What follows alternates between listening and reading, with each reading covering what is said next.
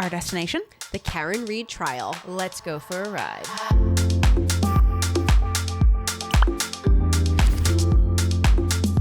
Welcome to Girls Trip. Ooh, A special edition of Girls Trip. it is a special edition. Special edition Saturday? Yes. There we go. I love Special it. edition Tagline. Saturday. We're doing something very off script. Not that we ever have one, but a little is really different. there. This is like truly bringing you into our our behind the brains. scenes discussions. Yes.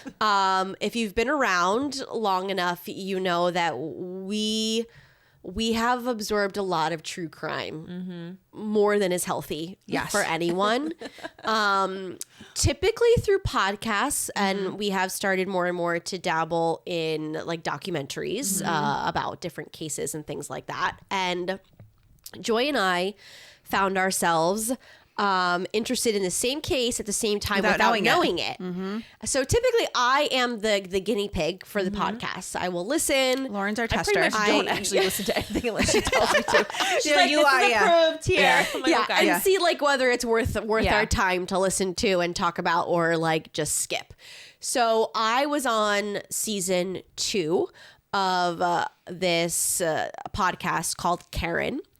And I had no idea what it was about. Like, I did not hear about this in the news at all. It kept coming up in things to listen to, and I kept ignoring it because I thought, like, oh, it's just going to be about, like, a Karen, like a stereotypical Karen, and it's just going to be, like, really obnoxious. And I was like, I don't want to listen to it. But my other podcast, like, I was waiting for more episodes, and I was like, whatever. Like, I need something to listen to while I'm doing laundry and whatnot. So I was listening to it and I'm like waiting to find out how it ends before I talk to you guys about it. And then Joy is like, you guys, we need to watch this new documentary on HBO, I think. And I'm like, ooh, okay. Like, tell me what it is. And then she starts to tell me and I'm like, wait a minute. I am listening to the podcast of that. And then we forced Rebecca to watch the documentary. She watched the whole thing in one day. I did. Yeah. So, okay. I feel like where should we go? If you have no idea what we're talking about, what year did it start? Does anyone remember? 2021? 2021, I want to say. Wait, did it happen in 2021 and 2022? I think so because it was post-COVID. Yes, it was. So I Okay. believe it's 2021, 2021. Okay. That's true. Yep. So this is starting back in 2021. There is a Boston cop named John O'Keefe, I believe. And he is found dead on the front lawn of a friend's home the morning after like a major nor'easter has hit Boston. 2022. Sorry. 2022. Oh, Okay. right. Because The it was trial, I think. No, it was a lot of things were happening in 2021 with their relationship, but it was in like the winter month, so it just turned 2022. Okay. Yes. Okay. So just in 2022. And his girlfriend at the time was Karen Reid. And she ends up going to trial, being tried for his murder. And there are actually 2 trials because the first trial is a mistrial, and then she goes on trial again, and so they have watched the documentary. I listened to the podcast. The podcast it was interesting because typically podcasts are a lot of like retelling or interviewing people, but this podcast was primarily listening to the transcripts of the court case. And so we're watching the the court court case, cases on HBO's. The name of the doc is actually A Body in the Snow. Okay. That's the name of That's the the doc. name of it. And the podcast is just called Karen. And with some commentary from experts like in between. Experts. We'll get there. So your documentary, I'm pretty sure, was filmed and released in between the 2 trials. Correct. Yes. So trial 1 happens, there's a mistrial. They film this documentary and put it out. They put it out. Yes, after. they put it out after. And then it's the second trial, which just like happened like a April, week I think, ago. of 2025. Yeah, that the verdict came back. Right. Started, And And so I don't really have, aside from Karen, because she's on the cover of the podcast, I don't really have anyone's faces in my mind. Like, I don't know. That's interesting. I don't know what Okay, anyone that's looks like. interesting. Yeah. It's always, this is like so bad. It's so New Jersey of me. But when I listen to like Boston, and I'm like, they sound like cartoon characters to me. It's kind of hard to take it seriously, like their accent. It's so We love it. pronounced. We love your accent, Boston. But yeah, it's really interesting. So when I was trying to describe it to you guys, I had a hard time because I was like, it's like the least interesting case. Yes, I remember you saying that. Yep. Because we've listened to so many wild cases, and like it's the least interesting case. It was just like everything that could have gone wrong with a straightforward sort of investigation did, and now you're left with a mess to sort through. So I feel like we should say a disclaimer, which is if you don't want to know the outcome of anything, don't watch the rest of this because this will be a deep dive. This is not a couch critics of like a review. No, we are. This is a venting. deep dive. we're venting. Deep dive It's a into this venting case session. and a venting session. Yes. 100%. This is what we used to do when we first started having podcasts. So imagine lots In a diner. of Italian food and or chips pancakes. and guac, and you getting a picture into our lives. But okay, so I'm curious to know because different experience listening versus watching. Yeah. You know what? Who cares? I'm going to say what I want to say. Say what you want to say. Okay. The first 3 minutes of Karen, what's your thoughts when she starts talking for the first time? She doesn't like. She's not with it. Like she's crazy. Oh, your thought was psycho. Yeah. Okay. Well, Okay. I'm like she's calm, cool, collected. But Yeah. I'm like something's not right Something's with this off. woman. Something's off. Yeah, she doesn't. She seems like she can be, a normal person in society. But I'm like, I mean, and okay, this maybe has happened in the past, so she's had time to deal with it. But I'm like, who goes through all of this with like this stoic and just? I mean, is she trying to hold it together? Like, I'm like, there are so many things here because kids were involved, and I'm like, and you said you love them, and you're just kind of like, yeah, so he died. And you're like, I'm with you there. so I didn't like her, and I was trying to give her, the benefit of the doubt. I'm just like, I'm gonna watch this. So not likable off the Not bat. likable. No. Yeah, and I not would say even very more, unlikable. and even less as it went on because of just, and not even her, but what was happening and it's around her. Her doc crew that is. It's not like the family of the victim is hired this documentary. It's for her. So they definitely weren't trying to paint her in a negative light. Her attitude, unfortunately, She's, very like not self-centered, but it was self-preservation. I think narcissistic. She was That a was it little. too. She came off narcissistic, and I think just this whole. I need to somehow survive this, and I'm going to do whatever I can to muscle my way through this. I don't care what I say. Yeah, but I can can almost understand that. What I couldn't get over was the undertone of this woman thinks she's a celebrity. Oh yeah, that grows because you don't know that at first.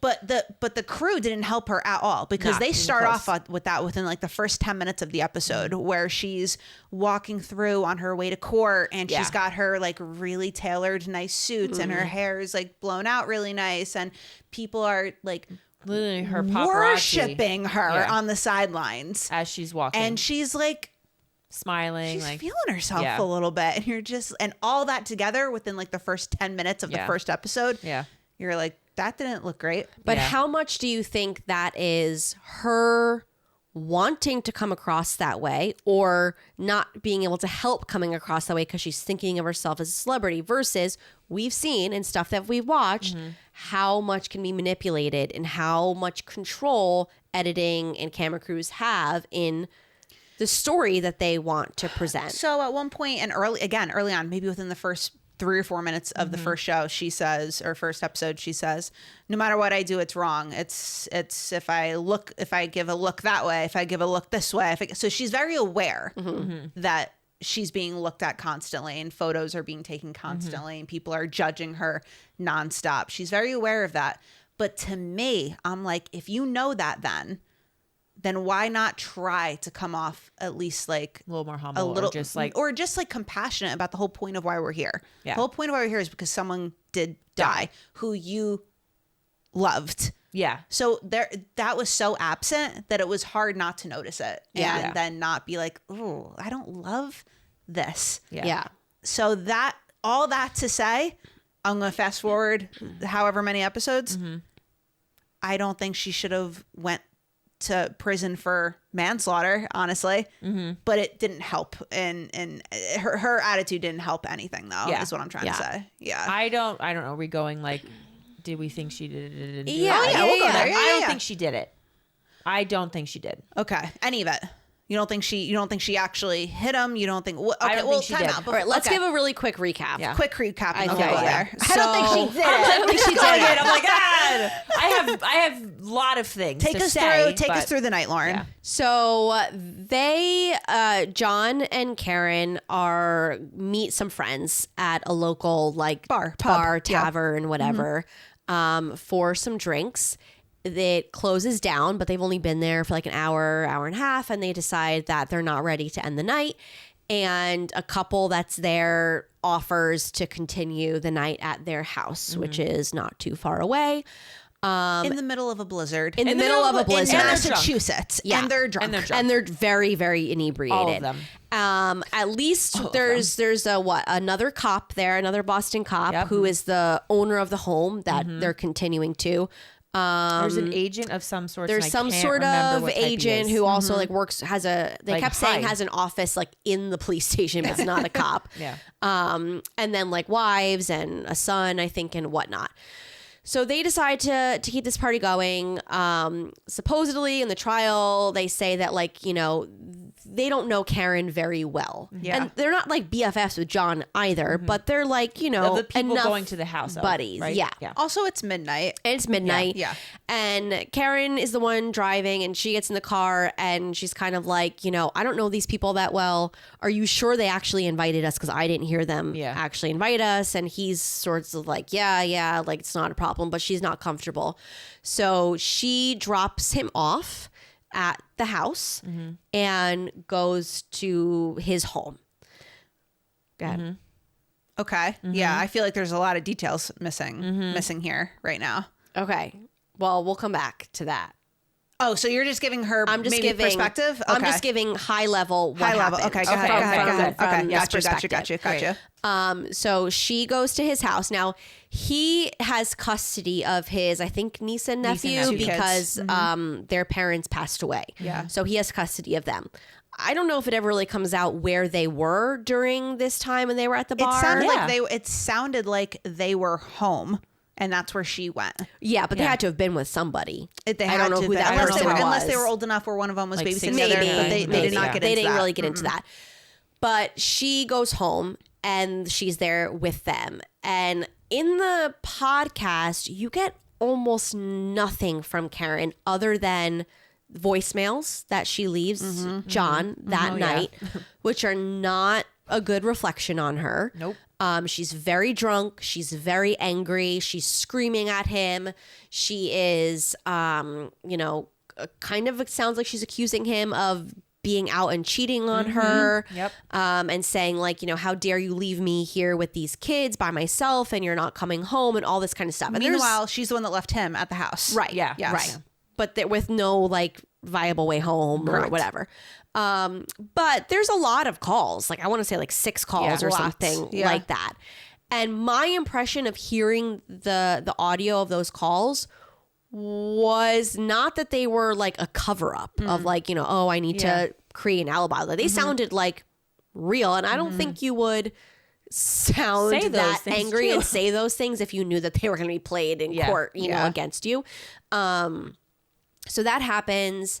She wakes up in the morning, I believe, and realizes like 4 a.m. that he's not there. Home. So she couldn't have even been sleeping for that long. Maybe she's sleeping for like in the documentary it was from 1 to like 4. Yeah, she's like on the 3 couch. hours or something like that. Or around that.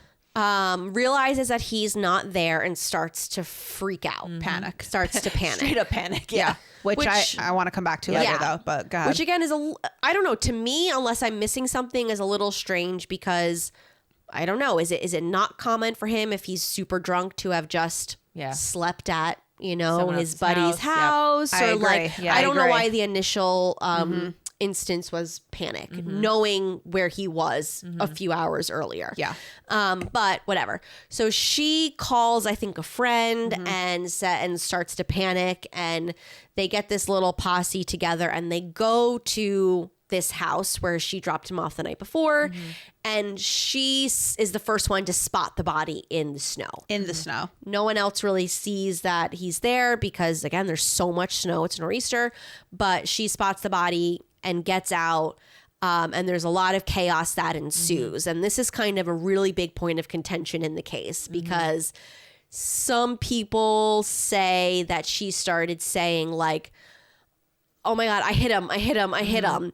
Whereas other people say it sounds like she was saying, oh my God, did I hit him? Yeah. Did I hit him?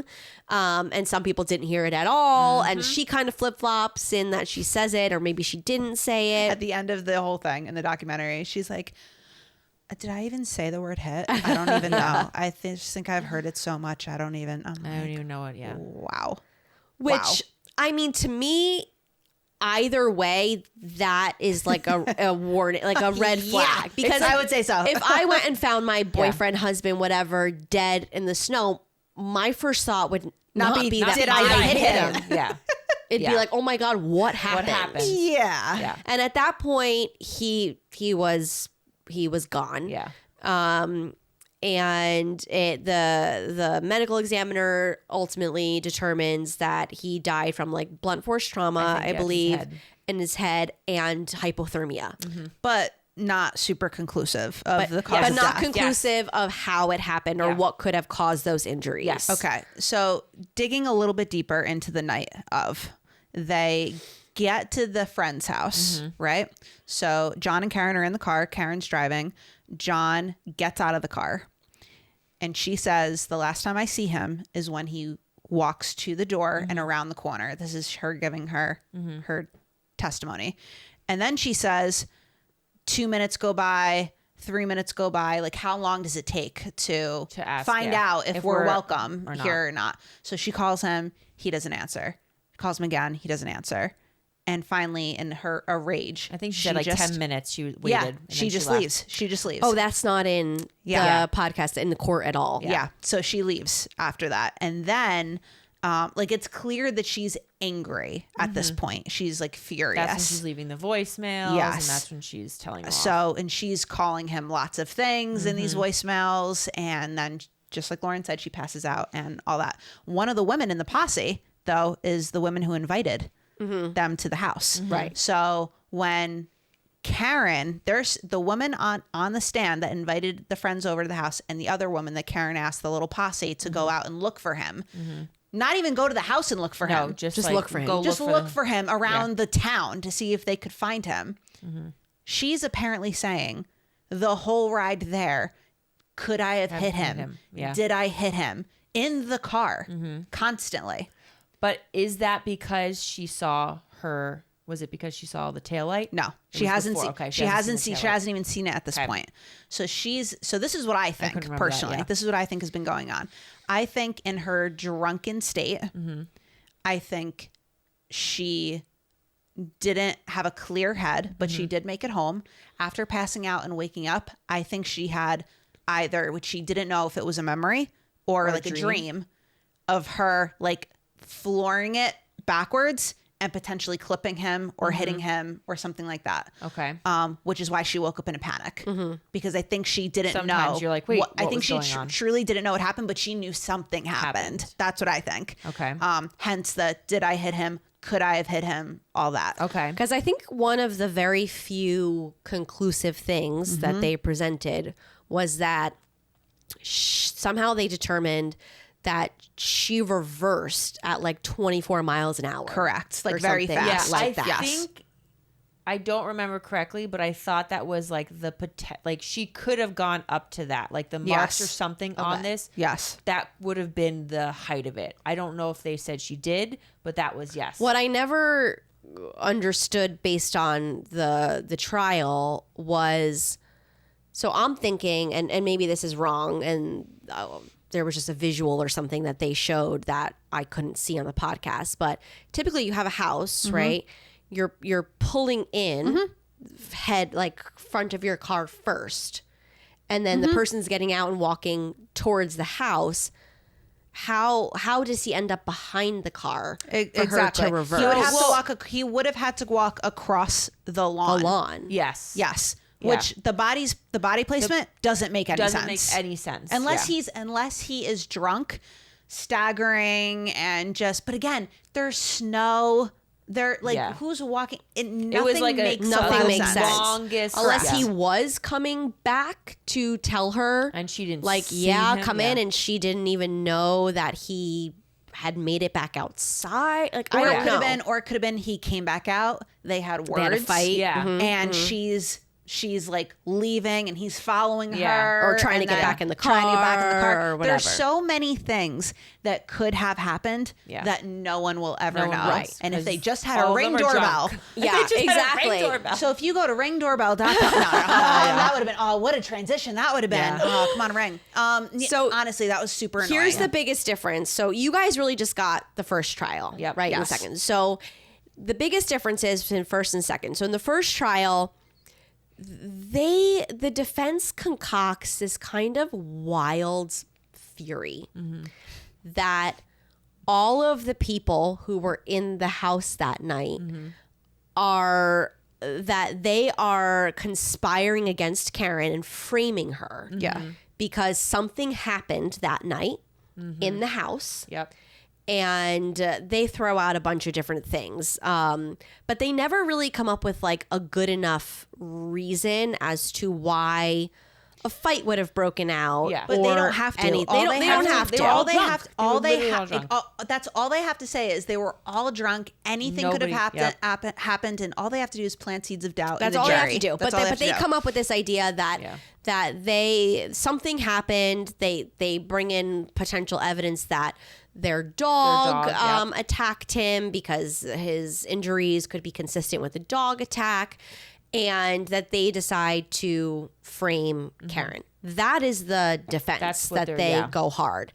Now, I think if they didn't bother with that at all and just went after the fact that this was the worst police investigation ever conducted, and that there was no conclusive evidence that he was hit by a car, she would have been acquitted. It would have been, I think, over. They went hard on that. I think the doc did a great job in that this wasn't a super exciting case, but at the end of every episode, something happened where you're like, what? You're literally like, what the heck? What? And like, what? I think for me, the biggest turning point in the middle of the series was like, oh, she was definitely framed. He was definitely murdered. And this was definitely manslaughter. This, something happened. Like he was cheating on her with this woman. Like that's where I was because this very important situation scenario, they find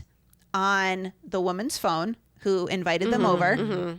They find on her phone a Google search at 1:27 a.m. A Google search in the middle of the night. How long? It was like house, HOS. Yeah, it was a misspelling, but because she's drunk. Because she's drunk, but it translated to Google's search translated it to how long does it take to die in the snow? How long to die in the snow or in the cold? That's how long to, and they end on that in an episode.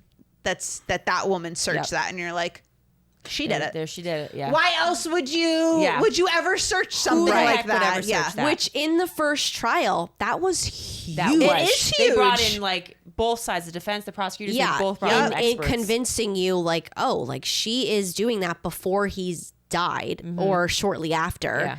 And so you're like pretty like, convinced. So the main thing, just to cover the investigation, was there was a trooper who was leading the investigation who was just made every bad decision in the book. He texted. He hated her from the beginning. He hated her from the beginning. He decided within minutes of the case that she was guilty. And then he went and told everybody. Yeah. He said horrible things about her Horrible. in text to his buddies, So to his unprofessional. family. So Like unprofessional. as unprofessional as it gets. And he had to sit there and pay for it And as they actually read them listen to out loud. And He that had to be was- mortifying. didn't He was the perfect sacrificial Yeah, he was lamb. the scapegoat. He was the scapegoat. for the defense. Totally. 100%. So he handled that as poorly as it possibly could be. They didn't interview almost anyone who was there that night, and they didn't search the house, which was insane. Insane. Yep. And again, the defense was using that as you didn't search because it was a cop's house and you were going to protect them at all costs and yada yada yada. Wait, and then they found evidence where he died. It just appeared. And instead of having evidence bags or Yes. anything professional, they find they have the Solo red cups. Solo cups, and they're putting evidence Like they're putting snow in with blood on blood it on in it. in Solo Solo cups. cups, and that became a huge and thing. then that goes in a Stop and Shop paper bag. And that became And such a just goes huge in the back thing thing, because now you have people who are like her groupies. They're like having Exactly. necklaces Yeah. made out of Solo cups. They're like because they're making a point Yeah. that you can't do an investigation And then like this. there was video footage. I forget from where exactly, but like 18 of the videos disappeared while in evidence, got deleted. Oh, that I don't remember. We did not hear that. I don't remember that. So they were there at one point, and then they were in evidence, and So- and they got deleted. Another huge reason why my like red flags went up was because I think it was the cop who was in the house that night. They have evidence of him. First of all of them making strange phone calls to each other. Yes. in the middle of the night. But then his phone winds up like broken and busted in a dumpster, like Yep. miles away on a threw it out. military base. On a military And base. he says, "Oh, it was I Like, had whatever footage The on it." most suspicious. Yeah. So can we just give what we think happened real Yeah. quick Yeah. that night? Yeah. I think that John and Karen got in a fight. I think that she potentially did hit or clip or something like that. And he either fell into the snow or he went back into the house. I'm not saying that killed him at all. I do think something happened enough in the house where, because they were cops, that they knew they were all drunk. I'm not saying anyone murdered him. I don't think anyone murdered him. Yeah. Honestly, I think it was all just a drunken mayhem of a night. Someone realized later on that we can all lose our jobs because we have a dead body on our front yard right now. We need to figure out, like, it's too late. He's dead. We don't know. Let's just get rid of anything. nobody Let's just really wash our hands of it. And she's the easiest person to put it on because she's psycho. She has a weird track record of doing weird, irrational things. He didn't love her anyway. He was going to break up with her. Let's just like kind of put the focus on her. So I just think it was a drunken mayhem night. I don't think anyone's guilty. I don't think it's a huge like conspiracy, Yeah. but so much went wrong in the Yeah. investigation that I don't think we'll ever know. And I think she was right to be acquitted. Honestly, I don't think it would have been fair to make her to call her guilty. Yeah. What That's do you my think? that's my verdict. I agree, and I think that she didn't kill him. I don't know if I think she hit him even, because that whole like taillight situation to me is just bizarre. Like when they just threw evidence and then the whole camera with them like potentially picking pieces off. I'm like, I don't know. So, but do I think he was also murdered? I don't really know, but I am on your side where I think something did happen in the house, an argument, whatever. Did the dog bite his arm? Maybe, who knows? But do I think he got killed by that? No, because ultimately maybe he got hit in the head, walked out of the house, and died of hypothermia. Yeah, fell in the snow and just died. But I do also think that they were lying, all the cops. I do not think they were telling the truth. Don't tell me that all of you butt dialed each other 4 or 5 times. No, absolutely not. So I didn't buy any of that. So I think they were covering their butt on something. Was it that he was dead and they didn't actually want to report it because they didn't know what happened? I don't know. I think I'm in between you guys. Interesting. Okay. I think that it was basically a result of drunkenness. I don't know my thoughts. So it's kind of changing in real time because they did not bring that up in the trial about him actually like her waiting for 10 minutes. That's what she said. That's what she said. I don't That's know what if she there's said. any way to. But I don't know why she like that doesn't help her. So I don't know why she would say that if that wasn't the case. So my thinking now is that he got out and made it maybe into the house. Like people knew that he was there because they're all saying like, we don't know what happened to him. Yeah. Like Yeah. we just never saw him. Yeah. And that they knew he was there and he was going to go back to either whatever, tell Karen to come in or, you know, finish an argument or whatnot, that he came back out. They argued, and that she accidentally hit him. Okay. I totally agree that I don't think she fully was cognizant of what happened in that time and that she woke up in a panic because he wasn't home and things were she was trying to piece the night back together and was realizing the possibility. Because I don't think anyone else jumps to that conclusion Right away. Absolutely not. if there's not You something made a driving good point it. on like, is it a dream? Was it reality? And again, you're in that scenario where you're like, what She's hungover. is real? She's hungover at the moment. She knows something happened. Yeah, I think so. And then I think that they discovered his body at some point on the lawn, whether that was because they let their dog out to, you know, go to the That's a bathroom. good point. I never thought that they maybe let the dog out. tried to drag the body because that's what dogs do. They drag. Maybe It's a started big nibbling- dog. No, it was a I know, German but Shepherd. he was under the snow though. So how does he? He was get- under the snow wasn't under at the next the morning. next morning. Yeah. But if he died at whatever short, 1:20, yeah. you know, That's rough though, then, because 12:30. then that's them saying you're saying that they knew he was there dead and did nothing about it. because they're trying to cover Yeah. the butts. So I think, Wow. did nothing about it because I think they were like, we're screwed. scared. Yeah.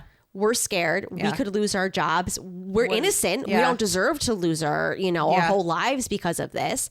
But I think, that at some point, maybe the dog found the body. Dogs are like something innate in them to try to help you, right? Yeah. Like they'll Yeah. help drag you. And, so maybe that's why the body was in a weird spot with potential, And then dog they injuries. got rid of the dog a couple months They later. got rid of the dog like 5 months it later or bit something another like that, dog. which was super weird. Super weird. And then it kept snowing. The snow covered more of the body. And then, because it also, the defense did point out the fact that, like, yes, this trooper was an idiot. He never should have texted the stuff that he did. But it was also strange to me that there wasn't, like if this happened, right? If someone died on my front lawn, I would be texting you guys 50 million times a day to be like, oh my God, can you believe that this happened? Yeah. Like, I can't even process the fact that this happened. Like, what's going to happen with his niece and nephew? Like, Yeah. I would have to talk that out. And there were no texts like that Nothing. between them. There were just those weird calls that they kept claiming Like were that butt morning, dials yeah. and then getting rid of the phone and whatnot. So I never believed in, like, with the conspiracy. It's too many people that all Because- had to agree because something. the on something. prosecution brought up, right? If that was the case, if it was a conspiracy, so many people would have Yeah. had to be in on it. And after 3 years, no one's cracked, or 2 years at the time, Right. no one's given away Yeah. anything. That come on. You have multiple police departments involved that have to be part of this conspiracy. So there's like an element of like, we didn't do it, but we're also covering something It up. didn't Like, make it- Yeah. So yeah. I don't think they're, like, scot-free. I think it was maybe I think everybody's something guilty. like Yeah. that. Everyone. no. Everyone belongs in jail. You are drunk driving. You Yeah. all should be in jail or never driving again. At But least. it was scary in watching these two trials of how differently the same information can be presented and how unsubstantiated stuff can be presented as fact, fact. to the jury. So It's not Law and Order, people. No, It's not, In the yeah. first trial, they brought up that text, right, Yep. at 127, and that's like, how do you come out from that? But then in the second trial, they switch prosecutors to a much more experienced prosecutor, and he does it justice. Like he presents such a better case than the first guy did. He was not a good prosecutor. The first guy. The first guy He was not a good, did not do He a was great job. He was not the defense. The prosecutor. I'm prosecutor. sorry. Yes, he was terrible. Absolutely terrible. He went over time on his Yeah, closing on his closing statements, and the statements. judge was like, "Okay, Okay, that's done." enough." And just very boring. Not Yeah, good. he didn't present a whole story, a picture. The second guy was like a shark. He was like, I don't have to look at my notes. I know everything. I'm compelling. I am going to put all the pieces together. All this kind of stuff. And she was acquitted still. That's incredible. Which is incredible. Yeah. I was actually scared for her. I was like, oh my God, he is coming for her.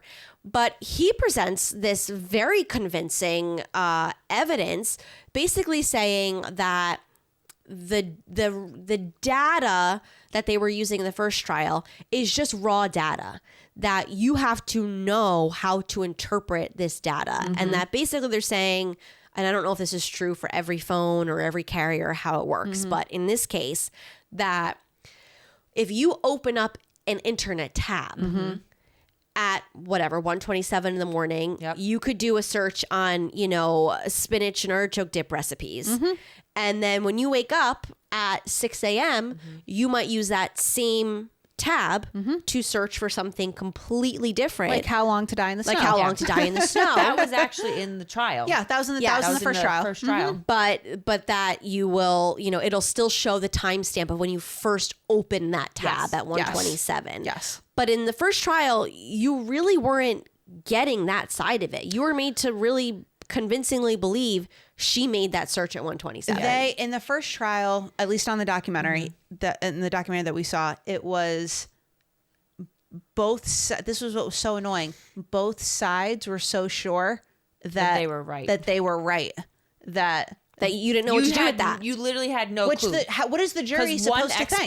One expert is like, no, the iOS is wrong or something. Yes, one expert is like, no, that's the same tab, same time. And the other expert is like, no way, that could never happen. What the heck is the jury supposed to think? Yeah. Well, you're doing that with almost every piece of evidence. It's like these injuries were absolutely inflicted by a car. These injuries absolutely were not inflicted by a car. Right. A car couldn't even do this. Only a car could do this. That it's like when it comes down to it, you're almost like, well, I can't use that piece of evidence. But then you're left with no evidence because there was nothing concrete at all. Yeah. Other than that, you pretty much knew when she got home, Karen, that she was actually in that house. And, I don't know. So I think that in the first trial, if they had gone after manslaughter instead of murder too, that they might have gotten her. Okay. But they were trying to present it as though she planned to kill him. Which was nonsense. Yeah. I think that was nonsense. There was no evidence. Someone came out and said, someone found a witness that was like, saw her yelling at John a couple months earlier on vacation because he was hugging another girl. Yes, that was his sister-in-law. His friend that he hadn't seen in a long time or whatever it was. And they're trying to use that as evidence for wanting to her to murder him. Yeah. It was so weak. Well, in the trial, they were saying that she said that he was kissing her. That wasn't a thing. I think it was hugging. No, kissing. Okay, we got hugging. Okay, maybe she changed her mind, but in the testimony, there was another woman who I think witnessed it. And she said that Karen was yelling at him like, "Why are you kissing her?" So I don't know what Karen claims. Yeah, we didn't get that woman. We don't hear from We Karen. didn't get that woman. We got the actual woman who was being quote hugged or kissing. So that woman in the trial says we were just greeting each other. We were just hugging each other. That's what we got. Yeah. But according to this other woman, that Karen was freaking out that she comes out of whatever the elevator or whatever and sees them kissing and starts freaking out, and that's planting seeds of they were cheating on each other or she was jealous or whatever. Final just takeaways, just thoughts that don't really have anything to do with the case so much because to be fair, first of all, she's found not guilty. She's found not guilty, but there was that third charge about the DUI or whatever that she was guilty of. Which she should have been. They all should have been. They have footage of every person in that bar that left and got in a car. Yep. Cops included. Yeah. No one should be driving for the rest of your lives. Yeah. Make an example of these people. This is what happens. Yeah. And we're still talking about this years later because someone died. Yeah. I'm sorry. I'll stop being maternal. Final interesting thoughts that just stuck with me. Doesn't really have much to do with the case, but thought maybe worth bringing up. while we're talking about this vacation that Karen and John went on with this situation and the woman who showed up, they're showing in the documentary pictures from the vacation. You couldn't get a happier couple. You couldn't get a more in love. Maybe they're going to get engaged while they're here, you know? But Karen, is given the whole like how bad it was. Yeah. Like how horrible the trip that was. We were fighting all the time. And I just was like, that's so interesting in that we have truly no idea what is going on in people's lives. Joy just put her glasses on. But isn't that interesting though? And yeah. And especially in the world we live in with social media and whatnot, it's difficult for people to not make judgment calls based on what you think you know about someone, or when you have no clue what's going on, unless someone unpacks your phone in front of a courtroom and makes a documentary about it. What? I just thought that was so interesting and only something we could hear post 2010 in the world that we live in. It was just crazy to me. Yeah. I was thinking a lot about, having your texts made public and read to you, or have you read them in front of a court that is, put out for the world to see, because we text so quickly without even thinking really of what we're saying, thinking that it's private and that no one's ever going to see it. And let's just say these people were 1,000% innocent, right? They had no idea that they were ever going to be dragged into something like this. It's like the mortification that they I don't even know how you experience. ever recover from that. I wouldn't. I wouldn't. The one cop who they read, he got fired. Yeah. Well, again, he was the perfect. Someone had to get fired. Someone had to he go was down the for one. that, Yeah. and he was going to be the one. I think he was a state trooper. State trooper, yeah. And then the other thing was, so I have never been called for jury duty. Have you guys? You have. I have too, but I immediately got out of it. It was, I don't know why. It was like I worked at a church and they were like, okay, never mind, goodbye. Oh well, I got released, but I had to still go. Okay. I've never went. Virtual. I've Mine never was had virtual. to go. Oh, right. Yeah. Yeah. Day one. So I have never been called for jury duty.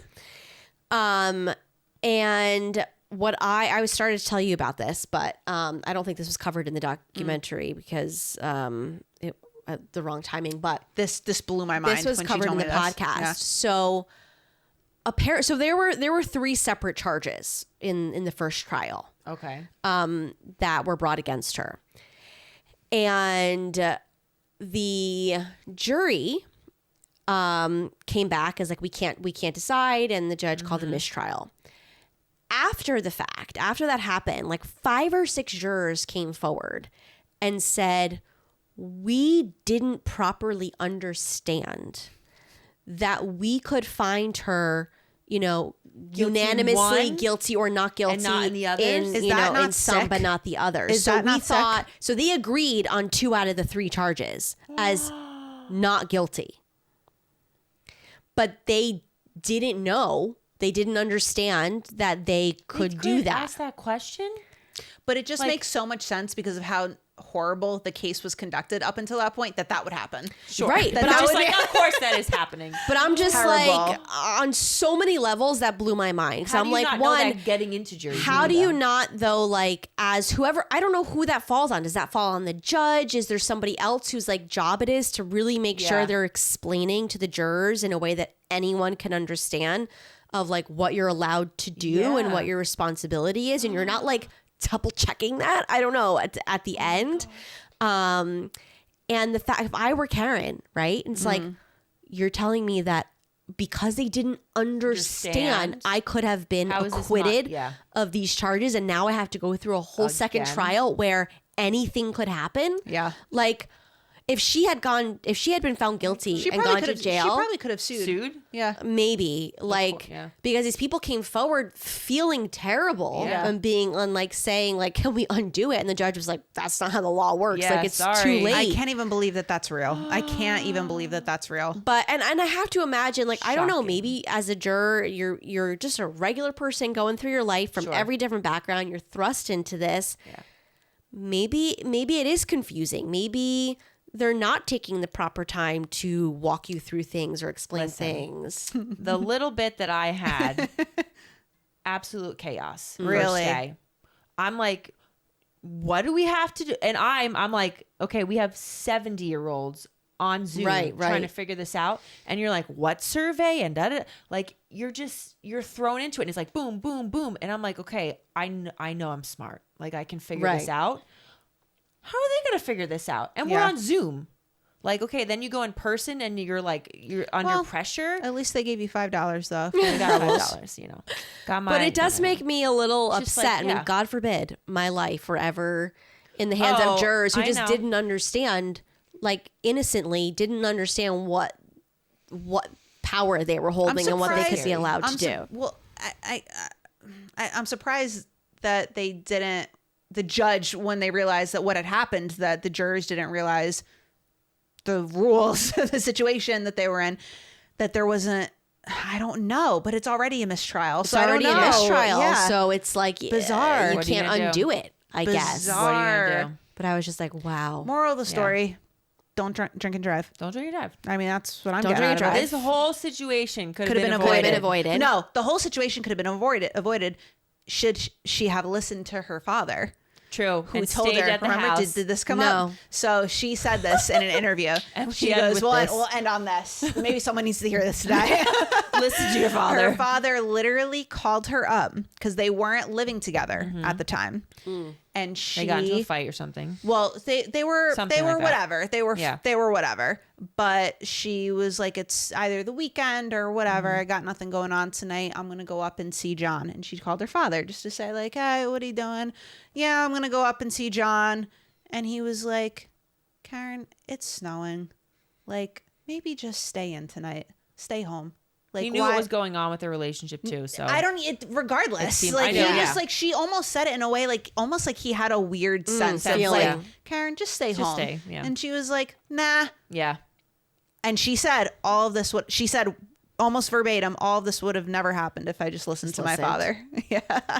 So whoever There you needs go. to hear that. Hopefully my dad doesn't hear that because I'll never hear the end of it. Every day. Yeah. This But let was us a know fun- if Yeah. you have any other theories. Yes. Yes. Or if you liked this segment. Yeah. Yeah. Or if we should do more of these Never and, wants to talk about this again. and discuss. Or we were too all over the place and Too your head much hurts. to follow. We'll never do it again. Yeah. Yes. But thanks for going on the ride with us. We appreciate it. This was fun. This is fun. Yeah, I don't think we can do our normal edge out because it's not our typical one. So, Well, that would be really interesting to talk about a ride after. don't forget. Don't drink and drive. Don't forget not to drink and drink and drive. Don't forget not to drink and drive. Let's clarify that. Stay safe, everyone. Stay safe. Ooh, stay safe. Stay Yeah, safe. we totally are the first ones to say that. Stay safe. Stay safe.